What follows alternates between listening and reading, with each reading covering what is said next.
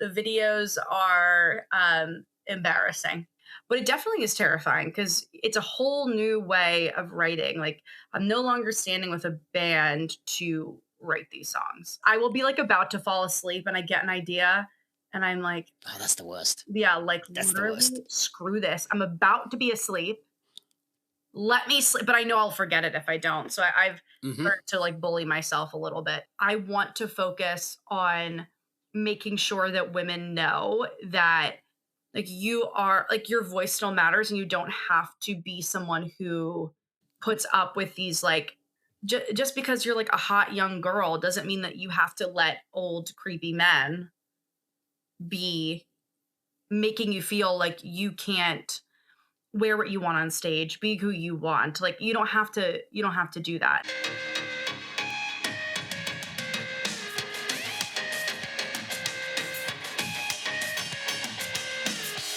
Welcome to Pario magazine, where I chat with individuals who have a desire to create. Today, I'm joined by a rock pop singer songwriter who is viewing 2026 as a bold new chapter of her career. Welcome to Pario magazine, Gina Zo. Thank you so much for having me. My pleasure. How's everything going at the moment? Everything is great. I'm in London. I'm having a lovely time. I don't live here, but it's amazing. Jealous that I'm not in Australia though. That sounds incredible. Never been. I, I imagine the temperatures are quite different at the moment. Oh my god. Wait, so it's summer in Australia? It's very, very summer at the moment. Oh my god. Okay, well I live in LA and it's been 80 the last week. So I imagine, but how hot, like in Fahrenheit, does it get there right now for you? It was 122 the other day. Oh my God. Yeah, it was gross. Oh Lord, we don't really get that ever in LA. Like maybe like Arizona would be the closest.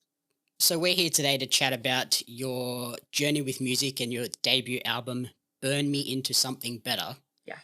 Before we dive into that, do you want to give our audience a little insight into who Gina is away from the recording studio? Yeah. Oh my gosh, I would love that.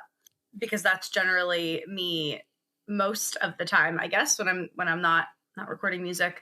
I mean, the person that I am, I would say, I said I live in LA, have a lot of friends that we all just love to go grab a glass of wine. We are movie lovers. We like just sit on the couch and watch TV, eat a lot of cheese. I love cheese. And go on walks, listen to murder mysteries. I feel like I'm just kind of like every other typical girl in many ways. Scroll on TikTok every so often, even though I'm not supposed to. All the things that make the most sense for someone who's 28. So that's like the little bit about me. I also love to cook. I would say like that's like my other main hobby. Very nice. As a film lover, living in LA is probably the best thing in the world. It's crazy because I didn't honestly, I think before I moved to LA, I didn't always know what was going on in the movie scene, but billboards change constantly in LA. So I am never not aware of what is going on. I'm Yep. always knowing what movie is coming out. So then, in terms of music, when and how did you discover that passion? Yeah. I was pretty young when I started like really diving into music. I was a dancer since I was as little as I can remember. Um, and looking back at the tapes of my childhood, all of the clips and the things that come with your mom and dad having a VHS camera. Is that what it's called? A VHS camera? I think so. Um, Having a camera, they were constantly filming me, and I was always dancing in these videos or singing. Like I would be like having a fake microphone and singing Britney Spears. But I started songwriting when I was 14. Okay, so it's like the performance thing was always in your soul. It was just a matter of finding how to get it out. Yeah, I was I was always performing. The videos are embarrassing to say the least. They'll never see the light of day in like a film clip for one of your songs today, No, they maybe. have. If you I just edited my Christmas songs recently when it was Christmas time. the music videos for them, and I included a lot of embarrassing clips. And so if you go on my YouTube page or like my Vivo page, you will see these embarrassing clips. All right, I know what I'm doing after this. And then like, who were some of your biggest inspirations? You mentioned Britney Spears. You were singing all of her songs. Was that like the biggest one? No, I think when I was little, I had like her concert video on VHS, but I really was inspired by Stevie Nicks, Nora Jones, like Fleetwood Mac, as well as Stevie Nicks. Those were probably my two biggest inspirations when I was younger. Was constantly dancing around to those in my grandparents' basement. So I would say those two artists, Stevie and Nora Jones, were top of mind always when I was little. Were they the ones that then influenced when you got into the songwriting side as well? Definitely. I think when I was younger, I had this mindset of Stevie Nicks and this part of her that felt very like that like witchy like girl vibe.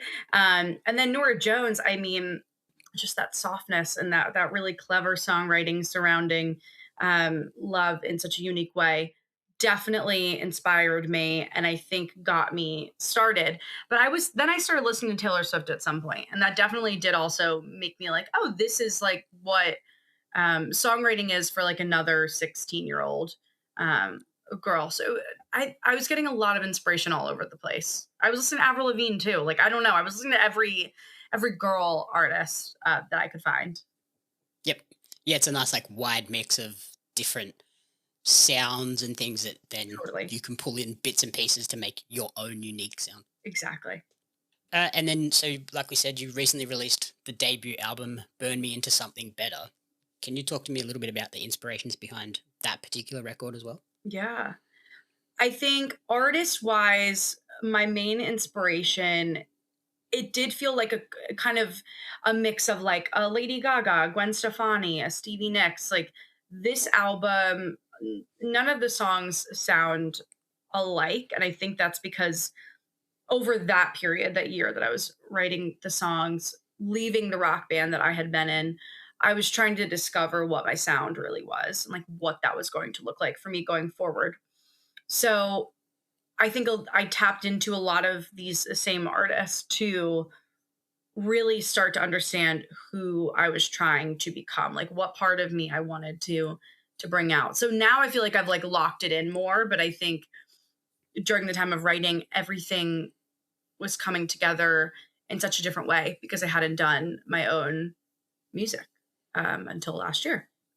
Yeah. How was that process going from a member of a band to then going out solo and it's like, this all rests on me now? hmm It was scary at first. It definitely was the aspect of well having to recalculate how to write a song because when I was in the band, I would bring a song to the band, and then as a group, we would kind of run through it a million times and decide how we can change it. And my guitarist would help a lot with that like arrangement. And then when I moved away from the band and started making my own music, I had to consider well, not consider even, just sit with myself of like, what do I want it to sound like? So I have producers and they do help me formulate my songs after the fact of me writing them. But it definitely is terrifying because it's a whole new way of writing. Like I'm no longer standing with a band to write these songs. It's all in my, studio at my house, which is just a very different experience. Yeah, you can't just come in with like, I have a chorus that I know will work as a song. Let's flesh it out. I have to come in with the whole thing. Yes, exactly, exactly. I definitely am always committed the whole thing with in this space, and I have to have some concept of what I want it to lean into, or else like how are they gonna be able to read into my mind a bit? So it's different, but Yeah, I love it. you I can't just feel come into a producer with, here's some words, make a song out of this. and I kind of have before. I like sometimes I will come in with a very small idea and they're like, okay, like why don't you keep working on that and come back next time with that one? And I'm like, okay. And so you've stated in the past too that you're focused on creating music that is authentic and empowering. how does that impact that creative process as well? Yeah. I think figuring out what I'm trying to say more often, instead of, I think writing, at least when you're writing off the bat, I think you're writing for you. You're, getting out something that you're feeling in your mind. And I think once I get that out, I then need to reconsider, who is this for? What is this about? How can I better say this so other people can understand what I really mean? And I think when you're an artist that is still on the come up, it matters even more. Anyone will listen to what Taylor Swift, again, I'm just kind of jumping back to Taylor Swift, what Taylor Swift has to say, because we all know her music and we love it and we know what we're going to get. But when you're a new artist, like, you really need to consider those things. And so for the empowerment piece, making sure that what I'm saying is what I mean, and making sure that what I'm saying is also what I want to live forever, with who I am, so that I don't regret how I'm saying something, if that makes sense. Yep. Yeah, no, that's a big thing because like once it's on the internet and out in the world, There. there's no taking it back. Exactly, exactly. And I think of myself as like that 14-year-old songwriter. And I never wrote anything that I'm like disgusted over or anything, or even like some of it I'm like, oh my god, can we play this again? Like, this song was so good, like it didn't do anything, let's do it again. um but I think that, yeah, it matters, because I want to grow to be the biggest artist, and if that's going to be the case, there's going to be a lot on the internet, and that I'm just going to have to get used to it. Yep. Yeah, I think any artist or any creative in any field will look Yeah. back on those early projects and go, "That's a bit cringe, but Yeah. Oh, for sure, for sure. There are I little had to do that to get to where I am now." exactly. You have to, you don't write, your first song is not, that you've ever written, is not going to, be the one. So I'm giving myself some grace in that. Yep. Yeah, it's that classic like saying an overnight success is 10 years of preparation. 100%. I mean, we just even see that with the Grammys. It's always interesting to see, where people, like, how far people have come in their career, before they get to that next step. Yeah, it's like the best new artist is someone that's been working at this for decades Yes, I was actually and talking they've to my only just been roommate. discovered. 100%. I was talking to my roommates about this, and they said, "Well, those people aren't new." And I said, "Well, that's not really what it means. Like, the classification for a best new artist at the Grammys is not like new. It's new to the public, not new to, their fans per se." And that was a funny conversation explaining that, because they're not in the music industry, but it was great. Yep. And so your like vision and for authentic and empowering music is probably best reflected in your 2023 single "Faking It," which Yes. is all about coming out as bisexual. Was that a challenging song to create as well because it was so personal? I don't think it was challenging to write. It's funny, like, it being so long ago, I don't remember exactly how I wrote it, like what came first exactly.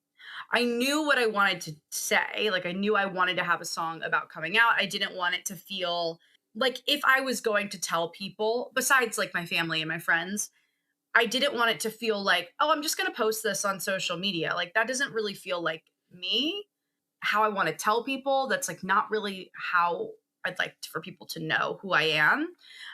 It makes more sense and feels more authentic to me to put it in a song, because, that feels best. And also to invite myself to consider like why I've faked it or why I've waited. So it wasn't hard to decide to put it out. It wasn't hard to commit to that moment. I think if I imagine back to writing it, it was probably more hard to articulate how I was feeling. But again, it's like, so I like I wish I like filmed every writing session, because I don't remember exactly the writing process of that song. I don't. I wish I did. But I do know that I do know the why, like why I wanted it to be a song. Yep. Yeah, it's like one of those things where you like, almost wish you had the unlimited budget of some of these bigger artists who can just have a videographer there all Yes. the time. So then you can look back on these moments and go, oh, that's where I was at in that process. 100%. I can't even remember like I'm sure we'll get to my album, but there are like my song Dirty Habits, like my first single on the album. I have the tape, like I have like the recording, but I don't remember where I was, what it was like. Like I don't know. I can't figure. I've tried to like. How did you come up with that? I have no idea. I can't figure it out. I mean, the demo sounds so much different than the final cut, but yeah. You sometimes you just don't remember. And how did that sort of album evolve over time? Was it you had that vision from the start? This is where I want to go, or has it changed throughout that process? Mm. So when I first wrote the song, like four of the songs started as ideas that I had for my band. And my band essentially was like, these don't really feel like the band. So I was like, okay, like it gave me something to consider. I like was thinking and I was like, okay. And then I went home and thought about it a lot more. And that was kind of when I was like, okay, I think I need to leave the band. And I'm clearly writing things that feel authentic, but they don't feel authentic to what I'm doing in the band. And anyway, the change in what happened throughout the process, I wrote a good amount of songs for the record, and we didn't finish them all. And the ones that we did also finish didn't, go on the record. I think that it changed over time in the sense of originally they were for the band. So I wasn't going into the pop elements and stuff that I ended up going into because I ended up deciding that this was going to be for a solo project. So in some ways it evolved because I changed the direction of what it was for. And it allowed me to give myself free reign of okay, it doesn't really matter like what this ends up sounding like. What do I want it? Like it just matters what I want it to sound like. Let's just like see what we can do. And will some of those songs that maybe didn't make this record see the light of day in the future, or have they kind of been sidelined for a bit? They haven't yet. I actually had a session the other day where we were kind of going through my old catalog and of the songs that like could have made it on, could have been finished. And they honestly just don't feel like good enough. Honestly, they don't feel like they're there. And I've started to write new stuff for a hopeful new album, which I'm hoping will come early next year. And they're just so much better than those. So I'm like, Mhm. I don't think that I'll ever show those unless I am, Something sparks that yes, changes how yes, they're viewed. totally. Or I'm doing some like whole thing that surrounds these demos that never came out. But no, I don't think so. They're just not good enough. They need to be redone if I'm gonna do that. And are you like most artists and just have like a note on your phone that's just all of these different moments and bits and pieces of ideas? Yes. The difference is that they're not really in a folder. They're kind of just like in my notes app, like it just scrolling. Well, maybe not everyone has them in a folder. I guess I'm guessing. But yes, a lot of poems, a lot of sort of songs. It's the same with my voice memo app. It's like me singing random things Yeah, randomly. like a tune that randomly comes to you, you just hum it into Yes. the thing, and Yes, I will be like about to fall asleep and I get an idea and I'm like, oh, that's the worst. yeah, like That's the literally worst. screw this. I'm about to be asleep. Let me sleep, but I know I'll forget it if I don't. So I've Hmm. learned to like bully myself a little bit into just record it and go to sleep. Yep. I do that with writing. I'm like, oh, that's a great way to start this article or start this review, and then Yes. I just, God damn it, I was And going to you're go like, to sleep. oh, I was just about to sleep. Ugh. And then, sort of, since we're talking for our annual All Women's edition Yeah, celebrating International Women's Month, it seems kind of fitting to ask, like, creating a space for women in the rock pop space, which is generally sort of male dominated, yeah, has that sort of been influenced by your experiences in the industry? for sure. I think it's a few things. I think the one, of course, is always, I was always very inspired by Stevie Nicks or Florence Welch from Florence and the Machine, Zella Day, who no longer makes music under her own name, but definitely was always inspired by rock women, or women in rock and roll. And then in terms of like my time in the space, like deeper in the space when I was in a band that was a rock band, I think I just really noticed that we were either not really there or we were hypersexualized, or like I have had plenty of times that old men have been so creepy towards me, and that has Hmm. happened way less when I kind of did my solo project and like put it into more of a space that was meant for women. Like I think my rock band was like not that I don't think men can listen to my record, but I think before my music generally was a very 50-50 listenership on platforms, and now it's a little more like 70-30. And so I think now I want to focus on making sure that women know that no matter if you are, Lady Gaga, who just put out something that's a little more like rock and roll than before, when she used to do pop, like you are, like your voice still matters, and you don't have to be someone who puts up with these like, just because you're like a hot young girl doesn't mean that you have to let old creepy men be making you feel like you can't wear what you want on stage, be who you want. Like you don't have to do that. And so as I've slowly kind of like configured my audience, my mission is still the same that it was in the rock band, which is just reminding people that yeah, just because I sometimes wear like a little less clothing than I would to a meeting doesn't mean that I can't run the meeting and still be amazing on stage and be 28, and I don't want to call myself sexy. That feels weird, but but be like a hot young girl, like someone who loves themselves. Like I Yeah. think we think like, oh, she doesn't have enough clothes on, and then she has too much clothes on, and then whatever it might be. I hope that answered that. No, yeah, that's right. Were you the only woman in the Yeah, band as well? yeah, Yeah, that and makes it tough. yes, and I will say like I helped form the band, and I did want it that way. I wanted to be the only girl. Call that the drama queen in me, or being a little selfish. But I do feel that the guys in my band supported me in most circumstances of people being freaks. But there's so many, like you can't, at some point it's like there's just too many. Mhm. And I think it's also like important to just kind of remind like younger girls that are listening to music that it's not like rock isn't boys' music per se. Like rock is for everyone, no matter who you are. 100%. When I was at the Grammys and they were doing the Ozzy Osbourne tribute, I was like scream singing. Like you could be anyone. You don't have to be like someone who like seems like they would like rock. Like I think women assume that we have to like be tame and like enjoy jazz, and it's like you can do both. Yeah, yeah. You don't have to listen to the sort of quote unquote girly pop stuff. You can listen to whatever you Totally. like. Totally. If Keep you your palette broad. You must. Yeah, if you connect to a song, you connect to a song, no matter what genre it is. Exactly. Exactly.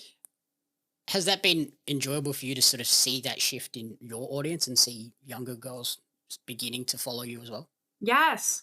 It's been fun. It's been fun to see yeah, the change in my audience.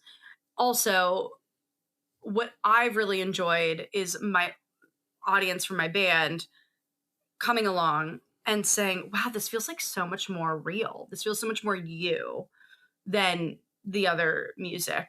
Because I was still writing the words to the other stuff. So they were still hearing my stories in some capacity. And so it's been really fun to see the shift.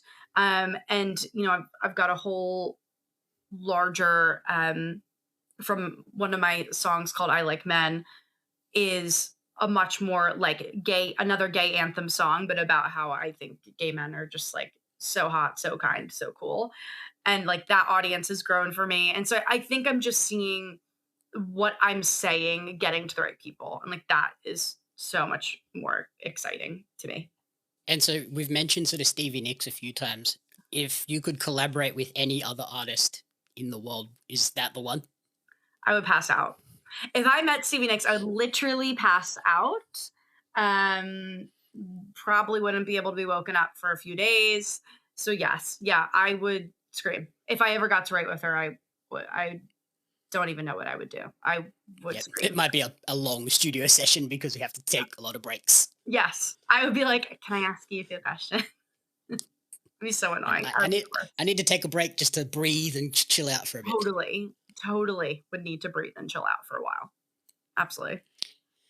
And then as we look ahead to the remainder of this year, what else can fans be on the lookout for from you? Yeah. I'm going to be releasing a deluxe album for Burn Me to Something Better that includes, I guess, a stripped down version, but they still are a full band. They're still a drum kit. So they're not fully acoustic. So it's two songs of mine, and then we do a cover song. So that'll be coming out very, very soon. So keep a look at my Instagram. Shows, plenty of shows. And then as well as, yeah, releasing more music. I hope. I've gotten back in the studio, and so the goal is that end of this year, top of next year, I'm rolling out a new project, and I'm really excited already about the music that we've started to work on. It's in the very early stages, but I'm kind of trying to lock in. I feel like I've locked in who I am at this point, and so now I'm trying to translate that to the sound, the songs. And shows like mainly US based or touring Yes, I did a internationally well, as I did well? a UK one yesterday, and my interestingly enough, my Spotify audience is like half Australian, very weirdly. And so I don't know that I'm going to get to, I've never been to Australia. So I hope that I will get there soon enough. But definitely US, definitely, definitely probably Canada. And then I'm hoping to get back across the pond and then as well as Australia too. That would probably be 2027. Awesome. Yeah. So on that note, where is the best place for people to support you and track the creative journey moving forward? My Instagram is always a good spot, underscore Gina Zo underscore. But my website, and you sign up for my email list, you get all the updates. But I am an avid social media poster. You can find me on TikTok or Instagram, and I am chatting it up constantly. Awesome. I'll put all the links in the video as well and on the article. So thank you so much for taking the time and good luck with everything. Amazing. Thank you so much. I'm really, really grateful that you had me on to chat.